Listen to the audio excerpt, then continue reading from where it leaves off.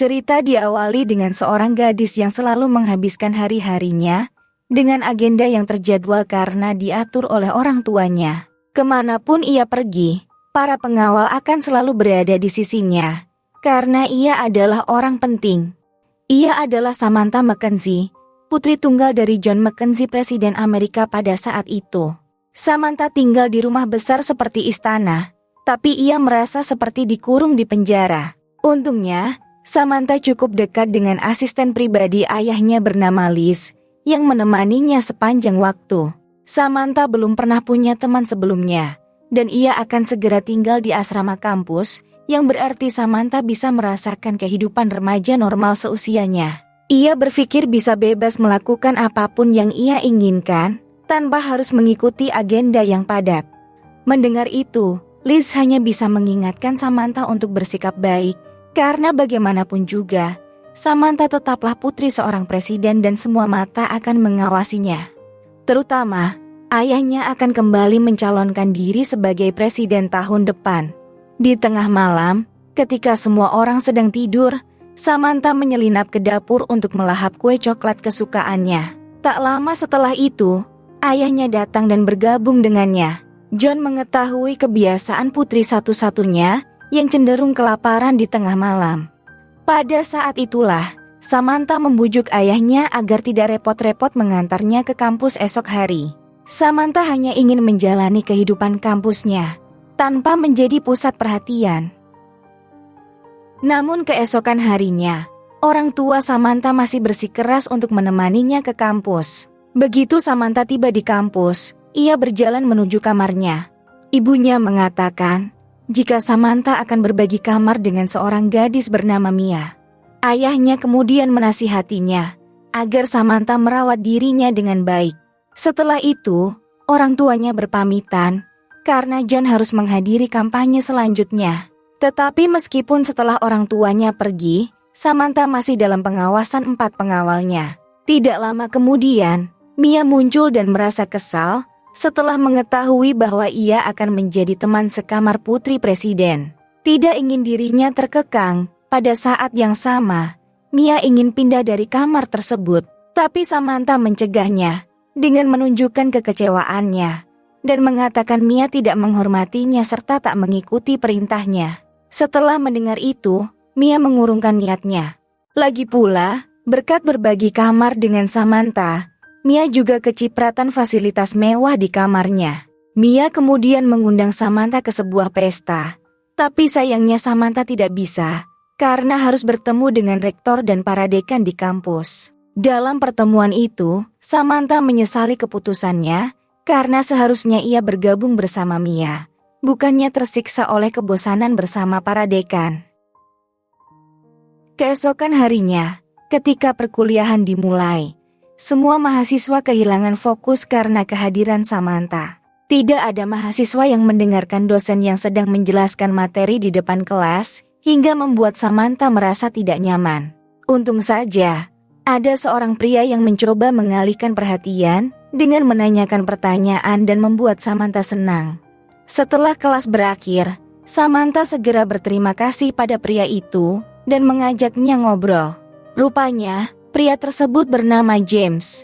Mia yang melihatnya segera menggoda Samantha dengan mengatakan bahwa seleranya terhadap pria cukup baik dan Samantha hanya tersenyum sendiri. Di sore hari, Mia mengajak Samantha ke acara tahunan kampus sambil mengenakan bikini. Ketika Mia bersenang-senang di kolam renang, Samantha bersantai sendirian. Tapi tak lama kemudian beberapa anak laki-laki mengolok-oloknya dengan menggunakan pistol air. Para pengawal melihatnya sebagai sebuah ancaman. Mereka segera mengamankan Samantha dan mereka merusak pesta itu.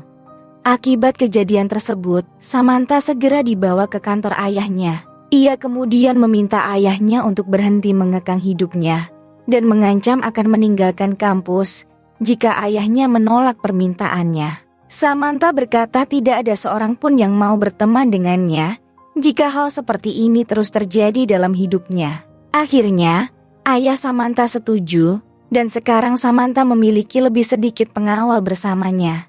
Begitu ia kembali ke asrama, Samantha segera melihat ke arah balkon untuk memastikan apakah ayahnya tidak berbohong. Benar saja, saat Samantha melihat keluar jendela, tidak ada lagi pengawal yang mengawasinya dari balkon kamar sebelah. Keesokan harinya, saat Samantha sedang berjalan-jalan bersama Mia, tanpa sengaja ia melihat sekelompok siswa sedang mendengarkan orasi tentang betapa buruknya kepemimpinan ayah Samantha saat menjabat sebagai presiden. Di sana, Samantha tidak bisa membuat pembelaan hingga memutuskan meninggalkan tempat itu. Lalu, saat Samantha diajak berdebat oleh salah satu mahasiswa, ia memilih untuk terus berjalan pergi. Tidak ingin Samantha terlalu memikirkan kejadian itu, maka Mia pun mengajaknya bersenang-senang. Sayangnya, ada sebuah kejadian yang menjadi berita utama di sebuah artikel dan disertai dengan foto yang memperlihatkan Samantha secara tidak sengaja hampir menarik celana Mia. Liz lalu memperingatkan Samantha untuk selalu menjaga sikapnya agar tidak mencoreng nama baik ayahnya. Samantha mengenal sifat ayahnya dengan baik, dan pastinya ayahnya sedang kesal saat ini. Samantha pun meminta panggilannya agar disambungkan kepada ayahnya. Ia segera meminta maaf dan berjanji akan lebih berhati-hati lagi. Mia di sisi lain tidak percaya hal sepele tersebut menjadi berita besar, apalagi hal itu hanyalah kecelakaan biasa. Setelah kejadian yang memalukan, para wartawan mulai mengikuti Samantha. Suatu hari, Mia dengan terburu-buru ingin masuk ke kamarnya demi menghindari para wartawan. Namun Mia menolak membuka pintu. Tidak memiliki pilihan lain, Samantha terpaksa masuk ke ruangan terdekat. Ternyata, kamar yang dimasuki Samantha adalah kamar James, di mana James berstatus sebagai pelajar, juga sekaligus penjaga asrama. Samantha sangat terkejut mengetahui hal itu. James kemudian meminjamkan hoodie serta topinya kepada Samantha agar bisa mengelabui para wartawan di luar sana hingga mereka bisa meninggalkan asrama dengan mudah. James kemudian mengajak Samantha makan di sebuah kafe. Samantha sepertinya ingin tahu lebih banyak tentang James, tapi Samantha terus membicarakan hal-hal acak seolah-olah mencoba mengalihkan topik pembicaraan. Namun bagi James, sama sekali tidak ada hal menarik untuk menceritakan tentang kehidupannya. Tak lama kemudian, seorang wanita tua datang untuk berfoto bersama Samantha. Samantha mengizinkannya, setelah itu Samantha dan James melanjutkan perjalanannya. Sayangnya, kebersamaan mereka terendus para wartawan yang mengetahui penyamaran Samantha. Akhirnya, James mengajak Samantha menyelinap masuk ke dalam bioskop dan menonton film di sana. James kemudian membeli popcorn serta mencampurkannya dengan coklat. Samantha dengan enggan mencobanya, tapi ternyata rasanya cukup enak. Samantha berkata popcorn tidak seharusnya dicampur dengan coklat, tetapi James menjawab makanan itu patut dicoba. James berkata, terkadang mereka harus melanggar aturan untuk mencari inspirasi baru. Keesokan harinya, mereka tiba di asrama dengan aman, dan Samantha masih ingin mengetahui tentang kehidupan James. Ia mulai menanyakan permainan favorit James, hingga makanan kesukaannya. Bagi Samantha, kebersamaan mereka adalah hari paling membahagiakan dalam hidupnya sejauh ini. Beberapa hari kemudian, Samantha bermaksud mengajak James pergi melihat api unggun di malam hari. Mia kemudian membantu menulis pesan tersebut di papan tulis di depan kamar James. Namun saat acara api unggun dimulai, Samantha terus melihat sekeliling karena James tidak muncul. Mia yang melihat itu langsung menyemangati Samantha. Ia mengatakan mungkin James tidak bisa hadir karena harus menjalankan tugasnya sebagai pengurus asrama. Lalu, Mia memberitahu Samantha bahwa ia mengundang seorang remaja yang disukainya sejak SMA. Namun di luar dugaan, ketika remaja pria itu datang, ia malah menggoda Samantha. Kesal oleh apa yang terjadi, Mia segera pergi dari sana. Mia kemudian sengaja menjadikan kamar asramanya sebagai tempat pesta untuk membalaskan dendam pada Samantha. Mia bahkan mencoret-coret foto keluarga Samantha demi melampiaskan kekesalannya. Mia iri melihat Samantha selalu menjadi pusat perhatian banyak orang, sementara tidak ada seorang pun yang peduli padanya. Tak hanya itu, Mia juga kerap dituding dekat dengan Samantha hanya untuk mendapatkan ketenaran. Mendengar hal tersebut, Samantha membantahnya dan mengatakan bahwa perhatian dari banyak orang kepadanya benar-benar di luar kendalinya. Sehingga, Mia tidak seharusnya menerima begitu saja perkataan orang lain jika tidak sesuai dengan kenyataan. Keesokan harinya, Samantha spontan menceritakan apa yang baru saja terjadi pada James. Samantha menyadari bahwa tidak ada seorang pun yang mau berteman dengannya karena berada di dekatnya hanya akan membuat temannya dikucilkan. Padahal, terlahir sebagai putri presiden bukanlah keinginannya, dan ia tidak pernah bisa memilih garis takdirnya sendiri. Kehidupannya menjadi konsumsi publik sejak ia dilahirkan, dan Samantha merasa tidak memiliki privasi sama sekali. Tidak ingin Samantha tenggelam dalam kesedihan, James mengajak Samantha berjalan-jalan untuk mencari udara segar. Setelah kembali dari kencan, Samantha berterima kasih kepada James karena berkat James, Samantha sejenak bisa merasakan kehidupan menjadi orang biasa. Menghabiskan waktu berduaan bersama James terasa begitu tenang, dan Samantha tidak perlu takut untuk menjadi dirinya sendiri. Ketika Samantha kembali ke kamarnya, Mia telah menunggunya di sana. Mia menyesali semua yang ia lakukan pada Samantha. Mia menyadari bahwa ia telah bertindak terlalu jauh padanya. Setelah minta maaf, kini mereka pun berbaikan serta berpelukan. Keesokan harinya, Samantha mengajak Mia dan James pergi ke suatu tempat menggunakan pesawat pribadi. Di dalam pesawat, Mia bisa melakukan manikur dan pedikur, sedangkan James bisa bermain video game sebanyak yang ia inginkan. Ternyata, Samantha mengundang mereka menghadiri sebuah pesta. Samantha kemudian memperkenalkan Mia dan James kepada kedua orang tuanya. Setelah itu, James ingin mengajak Samantha berbicara secara pribadi. Namun, tepat ketika James akan berbicara, Samantha malah mengajaknya berdansa. Kemudian, saat Samantha diwawancarai oleh para wartawan, tiba-tiba terjadi sebuah insiden.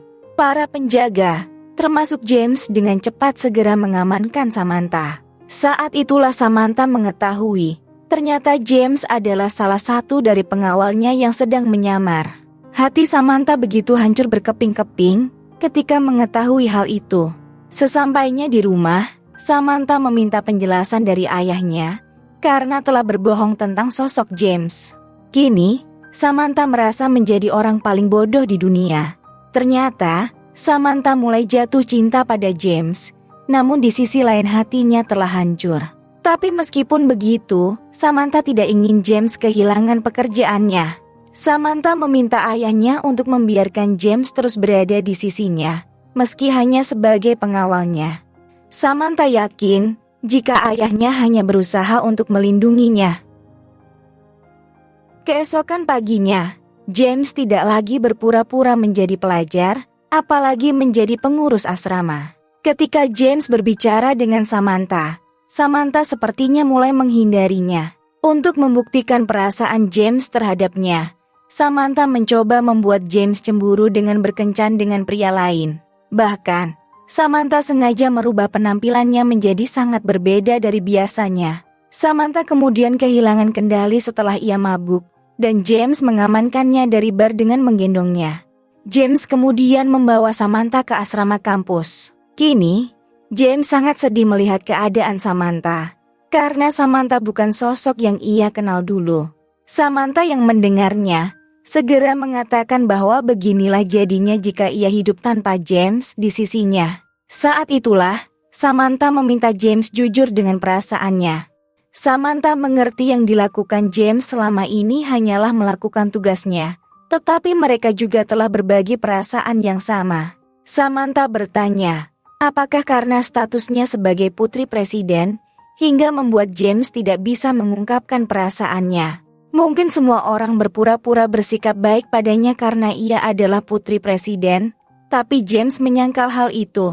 James berkata ia merasakan hal yang sama, tapi mereka akan sangat sulit untuk bersatu. Bukan hanya karena pekerjaannya sebagai pengawal, tapi pastinya ayah Samantha tidak akan mudah merestui mereka. James mengatakan jika ia bisa memilih, maka ia akan mengikuti Samantha kemanapun. Bukan karena itu adalah tugasnya, tetapi karena itu adalah keinginan dari lubuk hatinya. Pagi harinya, Mia memperlihatkan berita bahwa Samantha diduga berkencan dengan pengawalnya sendiri. Samantha lalu mencari James, namun sayangnya James telah digantikan dengan pengawal baru. Sejak saat itu, hari Samantha tidak pernah sama lagi seperti dulu, dan berita tentang kencannya bersama James membuatnya kesal. Ibu Samantha kemudian datang ke asrama untuk menjemput Samantha. Ia ingin Samantha berhenti mengambil kelas sementara waktu sampai keadaan membaik. Juga, mengingat sebentar lagi akan diadakan pemilihan presiden, dan ayah Samantha telah kehilangan beberapa poin karena masalah yang ditimbulkan oleh Samantha. Dengan berat hati, Samantha akhirnya pergi bersama ibunya. Di sisi lain, James sedang menjalani hukuman disiplin uji coba.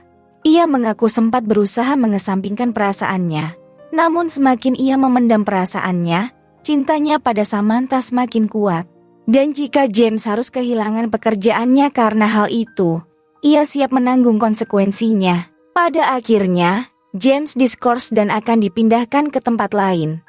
Suatu hari, Samantha menemani ayahnya menghadiri pertemuan penting. Samantha hanya bisa diam, dan ayahnya meminta Samantha agar lebih dewasa, dan menurut Samantha ia sudah melakukan hal itu. Samantha telah membuang egonya ketika ia memutuskan untuk pulang bersama sang ibu kembali ke istana. Singkat cerita, ayah Samantha terpilih kembali menjadi presiden untuk kedua kalinya. Pada malam hari, pelantikan sebagai presiden dilaksanakan, dan ia mengajak Samantha untuk berdansa. Saat itu, John meminta maaf pada Samantha karena tidak memberi Samantha perhatian lebih dan atas semua kejadian yang Samantha alami sepanjang hidupnya. Di tengah pesta dansa, John sudah menyiapkan kejutan untuk Samantha dengan mengundang James ke pesta. John dengan kebesaran jiwanya membiarkan putrinya berdansa dengan pria yang dicintainya. Selesai berdansa, James mengucapkan selamat tinggal pada Samantha karena ia harus melanjutkan tugasnya keluar kota. James kemudian memberinya kunci mobil. Ia mengatakan bahwa ayahnya telah memutuskan untuk tidak menahan hidup Samantha lagi, dan Samantha kini memiliki kebebasan penuh. Samantha segera pergi keluar dan melihat mobil impiannya sejak lama. Akhirnya, Samantha siap memulai hidup barunya sebagai gadis biasa. Meskipun pastinya Samantha akan selalu memiliki bayangan ayahnya, orang nomor 1 di negara tersebut yang melindunginya dimanapun ia berada.